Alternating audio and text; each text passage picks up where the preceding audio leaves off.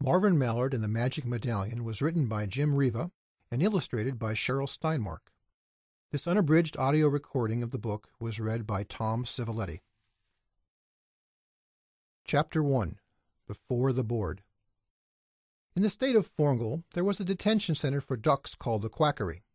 The principal was a goose. Her name was Virginia Ruffled-Feathers, but the ducks at the Quackery called her Honk-a-Lot behind her back.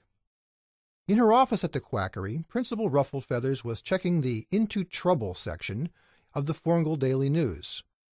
She wanted to see if any of the ducks she had tried to reform had gotten into trouble. She came across one, Marvin Mallard, who got caught scaring the chickens in Chickenville while dressed up like a fox. "Oh, that Marvin," she said.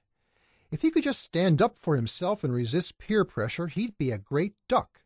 He's got a good heart, but if he keeps getting into trouble, the Forngal Board is going to sentence him to do hard labor in Jugaloo."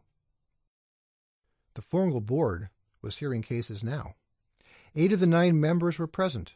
A chicken, a goldfish, a sheep, a parrot, a sloth bear, a frog, an ostrich, and a hippopotamus. Only a raccoon, who was sick, was absent. Standing before the board in wing cuffs was Ross Albatross, who got caught for the 13th time flying recklessly. The board reached a quick decision. The sloth bear remained seated and said, "We sentence Ross Albatross to 3 months of hard labor in Jugaloo." "No, no, please, no!" Ross pleaded as 2 police dogs took him away. The hippopotamus then shouted out, "Next up, Marvin Mallard, who scared the chickens in Chickenville while dressed up like a fox." Marvin was not in wing cuffs. They didn't have to worry about him trying to fly away, for he was flying impaired. He had managed to make it to adolescence because he was very good at hiding in his surroundings. At Duckmont High, he was the top student in advanced camouflage. Marvin's troublemaking made him a regular at the Quackery, where Principal Ruffled-Feathers often yelled at him, "Marvin, do you want to get sent to Jugaloo and do hard labor? Do ya? Do ya? Do ya? Do ya?" Scaring the chickens in Chickenville is not what got Marvin into trouble. What got him into trouble was dressing up like a fox. Dressing up like other animals was allowed only once a year, at the annual Forngal Masquerade Party. The prank was Johnny Armadillo's idea, and Johnny was the front part of the fox until he slipped away and left Marvin holding the costume. "It's all Johnny Armadillo's fault," Marvin said to himself as he stood before the board. "Marvin, you've gotten just about all the sympathy you're going to get from us because of your disability," warned the frog. "Everybody says that you're a good duck at heart, but recently you've got me wondering." "You're not going to pull the wool over my eyes, Marvin," blurted the sheep. "You're becoming a bad duck. Bad. Very bad." "You're a juvenile ducklinquent. That's what you are, Marvin," snapped the chicken. "Are you aware that one of the chickens, Henny Clucker, was so traumatized by your prank that she may never be able to lay another egg?" A tear for Henny Clucker ran down Marvin's cheek. "I'm really sorry," he said. "You need to get wised up, Marvin," lectured the hippopotamus. "Principal Ruffled-Feathers said that you seemed to make progress during your last stint at the Quackery," said the ostrich. "But what you did in Chickenville was very foolish." "Foolish, foolish, foolish," repeated the parrot. "When I was a cub, my mother told me a story about a magic medallion that helps you get wised up," commented the sloth bear. "You probably need something like that, Marvin." "We don't want to send you to Jugaloo, Marvin," said the goldfish. "But if that's what it takes to get you wised up, then that's what we're going to do." "Let's get this over with," growled the sloth bear.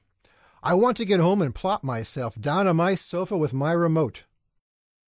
After a brief conference among the members of the board, the sloth bear stayed seated and said, "We order Marvin Mallard to go back to the Quackery for 1 week, starting at 6 o'clock today.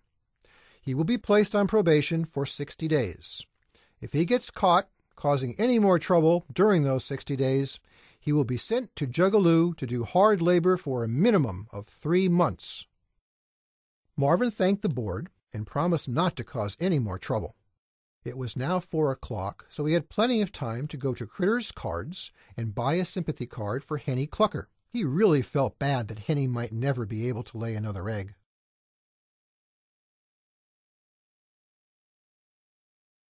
Chapter 2. Cool Regis.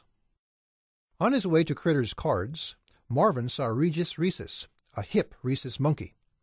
Cool Regis, as everyone called him, was leaning against a vending machine that sold chocolate-covered ants for anteaters. "Hi, Cool Regis. How are you?" "I'm a spunky monkey, and you're a lucky ducky. The German shepherd Hans Hanschweig just told me about it. You're going to have to be very careful during your 60-day probation." "I'm not going to cause any more trouble ever again." "Why not?" "I'll get sent to Jugaloo." "Not if you don't get caught." "I always get caught." "That's because you're a fool. Come along with me and I'll wise you up." Getting wised up sounded good, so Marvin put off going to Critter's cards and went with Cool Regis. "Wising you up is going to be almost as hard as turning a June bug into a July bug," Cool Regis began as they walked past a goat getting his goatee trimmed at a barber shop and a pig coming out of a self-service hogwash. "But let's start with a basic principle. Breaking rules is okay if you don't get caught. Got it? Now get this. There's an art to not getting caught. I'm a master of that art, which qualifies me to teach it." After crossing paths with the dog dragging his pup to obedience school, Cool Regis continued. "First of all, you've got to keep an eye out for hidden cameras. See that weeping willow over there? It's got a camera in it, so it's really a peeping willow. And see that petunia? It's a peeping petunia? No, it's just a petunia. Come along." Cool Regis led Marvin past the Porcupine Acupuncture Clinic, the Penguin Tuxedo Rental Shop, and the Elephant Hearing Aid Center, and then into a wooded area. On the other side of the woods there was a jogging path for ostriches. Cool Regis pulled Marvin behind a tree. He looked up and down and all around, then put on a pair of gloves and continued. "There's a new law against throwing banana peels in the paths of ostriches. That's because there's an ostrich on the Forngal board this year. But I'm not going to let that stop me from having fun. Watch this." He took a banana out of his pocket, wiped it clean with his gloved hands, peeled it, and threw the peel in front of a jogging ostrich. The ostrich slipped on the peel and went up high and came down hard. Cool Regis laughed while pulling Marvin away. Marvin wasn't laughing. He felt sorry for the ostrich and wanted to go back and make sure that the ostrich was okay. Then it dawned on him that he had just been a partner in troublemaking. That meant that, if caught, he'd get sent to Jugaloo. He wanted to get as far away from the scene as possible. Cool Regis grabbed him by the neck. "Don't be a fool and run," Cool Regis said. "Nobody saw me do it, and I didn't leave my fingerprints on that banana peel. So it's just that ostrich's word against ours. I expect him to show up any second now. Settle down and be cool. Can you whistle?" Cool Regis and Marvin were whistling when the ostrich came stomping toward them in his jogging shoes. The ostrich looked at them suspiciously, but didn't say anything. "Ostriches sure are stupid," Cool Regis said after the ostriches stomped away. "They're probably more intelligent than ducks, though. But you just learned another valuable lesson, Marvin. Now it's time for you to put what you've learned into practice, and I know just the place. Follow me." He led Marvin up a hill. On the other side of the hill there was a pond. A female zebra was standing in the pond in shallow water. She was looking at her reflection and admiring how she looked in her new skirt. "Does that zebra know you, Marvin?" "No," answered Marvin. "Good. Let's do cannonballs and splash her." "I don't think we should, Cool Regis." "It's just water, Marvin. She's going to have to take a bath sooner or later anyway. But her skirt will get wet." "It will dry, Marvin. Listen, I'm trying to educate you for your own good." "I don't know, Cool Regis." "I know you don't know, Marvin. That's your problem. You've got to be able to see what you can get away with and what you can't. This is a sure thing. I see an excellent escape route. We'll be gone by the time she gets the water out of her eyes. Let's take off on the count of 3. 1, 2, 3. Marvin got caught up in the moment and took off with Cool Regis down the hill, straight for the water in front of the zebra. He ran as fast as he could to keep up with Cool Regis and surprised himself by passing him. Cool Regis had stopped. He had suddenly seen what Marvin didn't see, a police partridge in a pear tree. "Stop, Marvin, stop!" Cool Regis shouted. But Marvin didn't hear him, and he did a cannonball in front of the zebra, splashing her from head to hoof.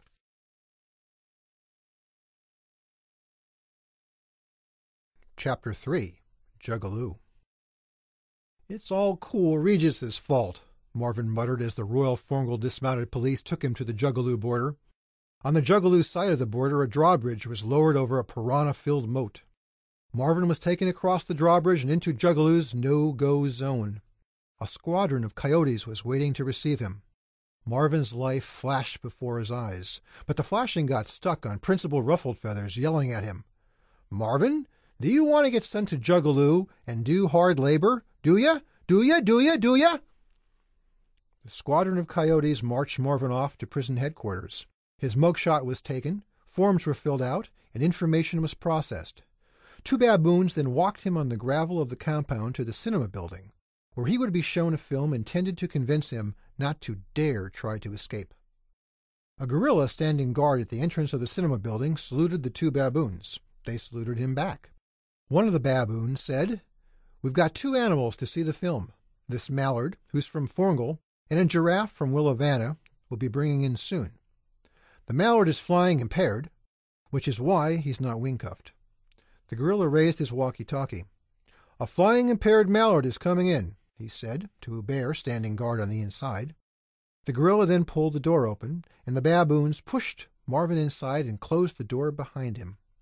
"Sit wherever you want," said the bear, who was the only other animal in the room. Marvin waddled all the way down to the second row and took a seat in the center. So he was going to have to do hard labor for 3 months. It was going to be on his record, and he was going to have to live with that. He pounded his wing on the armrest and berated himself. "Why do I keep falling for pranks like that? When am I going to stop letting myself get talked into doing things that I know deep down are wrong? I wish I could find the magic medallion that the sloth bear on the Forngal board mentioned. I need to get wised up." A giraffe was pushed into the room. Sentenced to 6 months of hard labor for bird nest peeping, Gerard Giraffe bent his neck forward so his head wouldn't hit the ceiling, went all the way down to the first row, and sat in the seat directly in front of Marvin. "Excuse me? I won't be able to see the film with you sitting in front of me," Marvin said. Gerard turned around, looked down at Marvin and blurted, "Well, that's your problem." "But I was here first," Marvin replied as the room went from dim to dark for the start of the film. "And I was here second," Gerard snapped and turned back around as the curtains opened. "Well, I think you're rude," Marvin said while getting up to move to another seat. Gerard didn't mind being called a bird nest peeper, but he didn't like being called rude. He waited a few seconds to set Marvin up, and then yelled, "Fire!" Marvin fell for the false alarm and took off for the exit. The bear came down the aisle with a flashlight and felt something feathery run between his legs. "Escape attempt!" he shouted to the gorilla on his walkie-talkie. The gorilla stepped toward the door to hold it closed, but Marvin pushed the door open as he was taking that step, and the gorilla stubbed his big toe on the door and fell painfully to the ground against it. The bear saw Marvin push the door open and slip out, and then saw the door slam shut right behind Marvin's tail feathers. Unaware that the gorilla had fallen against the other side of the door and was blocking it, the bear charged into the door to push it open. But the door didn't open, and the bear hit his head so hard on the door that he somersaulted backwards all the way down to the first row. Marvin stopped running as soon as he felt he was a safe distance from the building, and he looked back at it. There was no sign of fire. There was no smoke. There was just the gorilla down on the gravel and in agony at the entrance. Marvin went back to try to help the gorilla, but he suddenly froze when a vulture in a watchtower yelled, "Freeze!" The vulture left its post and came straight at Marvin with its razor-sharp talons open wide. Marvin panicked and ran for his life. He rounded the corner of the cinema building and looked for camouflage. There was tall grass not far away, but it was too far to get to. There were weeds growing here and there in cracks in the gravel, but they weren't dense enough to hide in. And there was an uncovered garbage can. Marvin jumped straight into the garbage can and did a quick full-body maneuver to try to make his colors blend with some of the greens and browns of the trash. It was Marvin Mallard at his camouflaging best. His advanced camouflage teacher at Duckmont High couldn't have done any better. The vulture looked down at the garbage can while flying over it and kept on flying. Marvin got out of the garbage can and made it to the tall grass without being seen. Sirens sounded. The hunt was on for the fugitive duck. Loudspeakers in trees carried a warning. "Marvin Mallard, you can't escape. Give yourself up now or you'll be sorry." Following the scent of a feather that came out of Marvin's tail when he dashed out of the cinema building, bloodhounds, led by Sergeant Barker, surrounded the garbage can. The sirens stopped. They thought that they had him. The garbage can was overturned and emptied. They realized that they didn't have him. The sirens went back on. Frustration set in. The Juggalo authorities wanted to get Marvin Mallard before he fell into the hands of the frustrators, who did anything and everything to frustrate the authorities. Sergeant Barker and his regiment of bloodhounds picked up the scent again and were back on Marvin's trail. Marvin ran into a marsh and paddled with his wings to make himself go faster. The barking was getting louder. Marvin made it through the marsh and got out and ran without even stopping to shake himself dry. Slipping and sliding on wet, webbed feet, he ran on pebbles, then uphill on rocks. Between big rocks, he saw a cave. He had no choice. He had to go inside. The cave was dark and cool. In the back of it, light was coming from a television. 2 lions, Rory and Paula Prowler, were watching TV in their living room. Regular programming had been interrupted to bring a special news bulletin about the fugitive Marvin Mallard. Marvin backed up against the wall in the dining room. He heard one of the lions say, "It would be nice if that Mallard delivered himself to us for dessert, and he might be doing just that. Can you hear bloodhounds coming this way?" Marvin then heard the other lion say, "Yes, I can. And I think I smell a mallard in here right now." The prowlers jumped out of their chairs and came into the dining room, licking their chops. Marvin pressed his back hard against the wall and turned his head sideways. There was a hole in the bottom of the wall near the television. Marvin saw it. His only chance was to make it through that hole. But the prowlers were getting closer and closer. Marvin was frozen with fear. His bill was chattering. "Here he is," Paula said, and showed Marvin her big, long teeth. Thinking that this was the end, Marvin said what he thought would be his final words. "It's all Cool Regis's fault." Paula was all set to take a bite out of Marvin when Sergeant Barker shouted out at the cave entrance, "By the authority of the Juggalo police, we have the right to search and seize." Paula was bewildered because she misunderstood Sergeant Barker to say that he had the right to search and sneeze. Rory stepped forward and asked the sergeant if he had a search warrant. The sergeant told Rory that he didn't need one, and then he sneezed. "There's the duck!" a bloodhound in the front line shouted. Marvin had made a mad dash for the hole. "Sick him!" Sergeant Barker hollered and sneezed again. Marvin slid head first toward the hole. One of the bloodhounds got Marvin by the tail but ended up with just a mouthful of feathers. Another bloodhound hit the wall above the hole as Marvin slid through it.